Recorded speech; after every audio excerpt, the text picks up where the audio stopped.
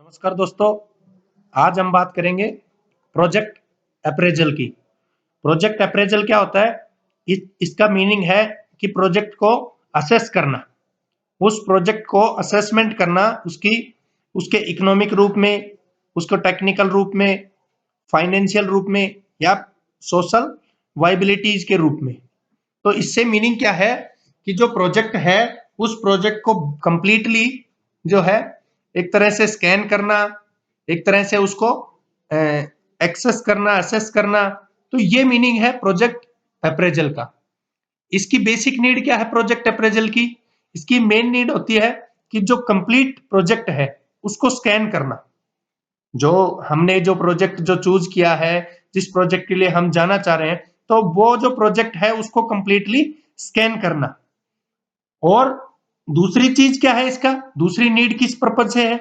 इसकी नीड है कि जो भी रिसोर्सेज हमारे पास, जो मैन है, मटेरियल है, मशीन है, उनका बेस्ट यूटिलाइजेशन हो। तो ये भी इसकी बेसिक नीड है प्रोजेक्ट अप्रेजल की। तो इन सबसे मीनिंग क्या है कि प्रोजेक्ट अप्रेजल इस पर्पज से हम लोग करते हैं ताकि कंप्लीट बिजनेस जो है, कंप्लीट हम लोग जो बिजनेस कर रहे हैं उसको स्कैन करें, और स्कैन करने के बाद उससे जो इफेक्ट्स पड़ेंगे वो इकोनॉमिकल लेवल पे या टेक्निकली क्या है, तो वो सभी चीजें जो है उनको असेस करना। That is the project appraisal. ये प्रोजेक्ट अप्रेजल जो है उसकी स्टेजेस होती है, जैसे इकोनॉमिक एनालिसिस के रूप में, फाइनेंशियल एनालिसिस के रूप में, टेक्निकल फिजिबिलिटीज के रूप में, और मार्केट एनालिसिस के रूप में। सबसे पहले हम लोग बात करते हैं इकोनॉमिक एनालिसिस के रूप में। अब इकोनॉमिक एनालिसिस से मीनिंग क्या है कि जब भी हमें फाइनेंस की जरूरत है, मान लीजिए बैंक से हम लोग फाइनेंस ले रहे हैं, तो हम लोग जो है सबसे पहले प्रोजेक्ट का यही देखा जाता है कि प्रोजेक्ट जो लोकल जो रिसोर्सेज हैं उनका कितना यूज कर रहा है, क्या इसमें वो यूज होंगे कि नहीं होंगे लोकल रिसोर्सेज, क्या ये एम्प्लॉयमेंट को बढ़ावा देगा या नहीं देगा, क्या इससे गवर्नमेंट का रेवेन्यू बढ़ेगा कि नहीं बढ़ेगा, क्या इस प्रोजेक्ट की सहायता से जो लोगों का लिविंग स्टैंडर्ड है वो इंप्रूव होगा या नहीं होगा। तो इकोनॉमिक एनालिसिस में इस चीज पे स्पेशल फोकस किया जाता है, क्योंकि ये सभी जरूरी चीजें हैं, चाहे वो लोकल रिसोर्सेज हो, लोकल मान लीजिए रॉ मटेरियल हम लोग लेंगे, मैन्स का यूज करेंगे, मैन पावर का लोकल्स का यूज करेंगे, तो उससे क्या होगा? एम्प्लॉयमेंट बढ़ेगा, गवर्नमेंट जो है उसको ज्यादा से ज्यादा उससे कर मिलेगा कि नहीं मिलेगा उस प्रोजेक्ट से।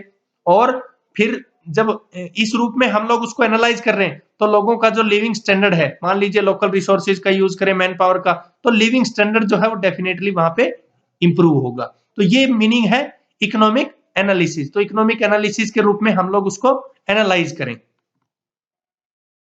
दूसरा हमारे पास क्या है? Financial analysis. फाइनेंशियल एनालिसिस जो है, इससे मीनिंग क्या है? कोई भी जो एंटरप्राइज है उसके लिए फाइनेंस जो है वो बहुत ही इंपॉर्टेंट थिंग होती है, इंपॉर्टेंट पार्ट होता है, क्योंकि विदाउट फाइनेंस के हम लोग ना तो मैन को, ना मशीन को, ना रॉ मटेरियल को एक साथ लेके आ सकते हैं। यानी we can not bring together the labour, the machine और द रॉ मटेरियल। सो जो गुड्स हमें प्रोड्यूस करने हैं उसके लिए ये तीनों चीजें बहुत इंपॉर्टेंट है, मैन, मटेरियल और मशीन्स।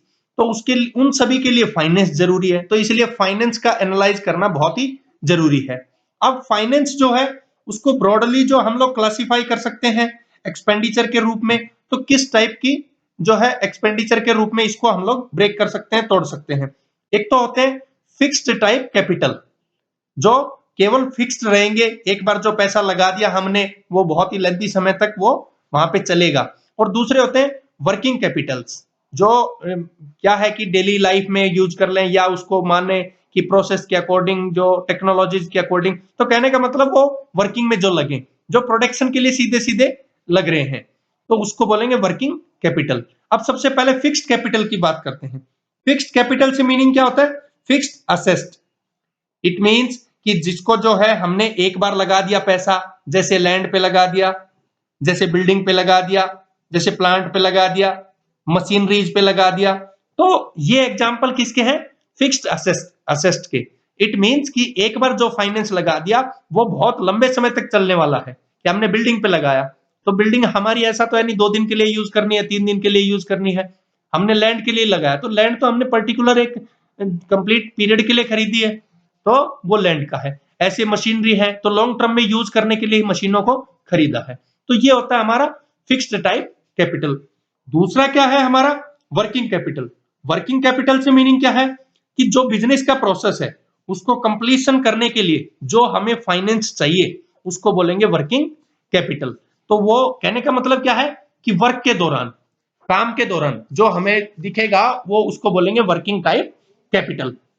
अब इसमें क्या होगा, इसमें आपके पास जो कॉस्ट का पूरा एनालिसिस है, प्राइसिंग करना, फाइनेंसिंग करना, तो ये बेसिक इसमें सारी चीजें हमारी किससे रिलेटेड रहेंगी, फाइनेंशियल एनालिसिस से।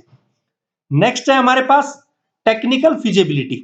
टेक्निकल फिजिबिलिटी से मीनिंग क्या है, टेक्निकल फिजिबिलिटी से मीनिंग है कि प्रोसेस, हमारी टेक्नोलॉजी, जो हमारा इकोनॉमिक साइज ऑफ प्रोजेक्ट है उससे रिलेटेड चीजें।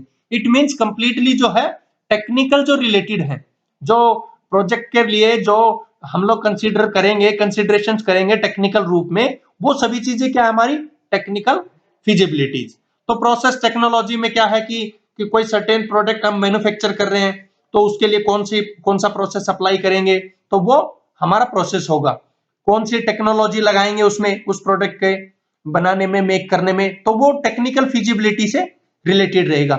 हमारा जो प्रोजेक्ट है उसका बेसिक इकोनॉमिक साइज कितना है, कि जो भी हम लोग जो वहां पे जो प्रत्येक जो प्रोजेक्ट है वो एग्जिस्ट कर रहा है एक सर्टेन मिनिमम इकोनॉमिक साइज के अकॉर्डिंग, तो वो हम लोग इसमें देखेंगे। तो कहने का मतलब क्या है कि जो टेक्निकल चीजों से रिलेटेड है उसको बोलेंगे टेक्निकल फिजिबिलिटी। लास्ट है हमारे पास मार्केट एनालिसिस। अब मार्केट एनालिसिस से मीनिंग क्या है वहां पे कि मार्केट से रिलेटेड जो थिंग्स है तो उसमें हम लोग जो है मार्केट का एनालाइज करेंगे। जो भी प्रोडक्शन हमारा स्टार्ट होता है तो उससे पहले जो एंटरप्रेन्योर है वो हमेशा क्या करता है, मार्केट में पता करता है कि कस्टमर की बेसिक रिक्वायरमेंट क्या है, कस्टमर की नीड्स क्या है, किस तरह का प्रोडक्ट कस्टमर चाहता है, किस टाइम पे उस प्रोडक्ट उस कस्टमर को चाहिए। तो जो बेसिक रिक्वायरमेंट्स कस्टमर की है वो मार्केट से रिलेटेड रहती है, यानी मार्केट में जाने के बाद ही पता लगता है। अब कहता है कि इसके अंदर हमारी क्या रहेंगी कि बेसिकली 2 मेथड्स हैं जिससे हम लोग जो डिमांड है उसको एस्टिमेट कर सकते हैं किसी प्रोडक्ट के लिए। तो एक तो होता है हमारा ओपिनियन पोल मेथड। अब ओपिनियन पोल मेथड क्या है, इसमें जो यूजर्स हैं उनका ओपिनियन रहता है कि जो कस्टमर है किसी प्रोडक्ट के वो एस्टिमेट कर लिए जाते हैं, और एस्टिमेट करने के बाद वहां से हमें वो पर्टिकुलरली जो भी है उसका पूरा ओपिनियन मिलता है कंप्लीट सर्वे के द्वारा, कि कंप्लीट हमने सर्वे किया और वहां से हम लोग वो कस्टमर्स को फाइंड आउट करते हैं। तो वो होता है हमारा ओपिनियन पोल मेथड। दूसरा क्या होता है, life cycle of A product.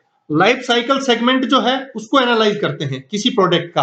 तो वो कहां से कहां तक शुरू होता है, सबसे पहला हमारा जो इंट्रोडक्शन से कोई प्रोडक्ट शुरू होगा, इंट्रोडक्शन से प्रोडक्ट शुरू होने के बाद एक टाइम आएगा जब वो ग्रोथ पे जाएगा, फिर ग्रोथ के बाद एक सिचुएशन ऐसी आएगी कि वो बहुत हायर जो है अचीवमेंट कर लेगा, एक तरह से वो मैच्योरिटी पे चला जाएगा, बहुत हाई लेवल पे चला जाएगा।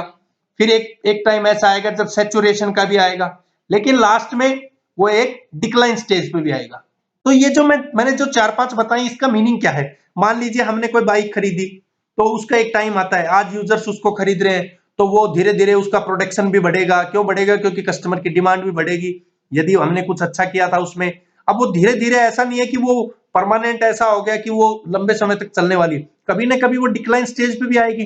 तो जब डिक्लाइन पे आएगी तो हमें अपने प्रोसेस में चेंज करना है, उस टेक्नोलॉजी में बदलाव करना है। तो इस तरह से एक प्रोजेक्ट जो है उसको उसका अप्रेजल करके, उसको असेस करके हम लोग उसकी वेरियस जो स्टेजेज हैं उनको फाइंड आउट कर सकते हैं। तो ये था हमारा प्रोजेक्ट अप्रेजल और various stages in project appraisal. Thank you दोस्तों।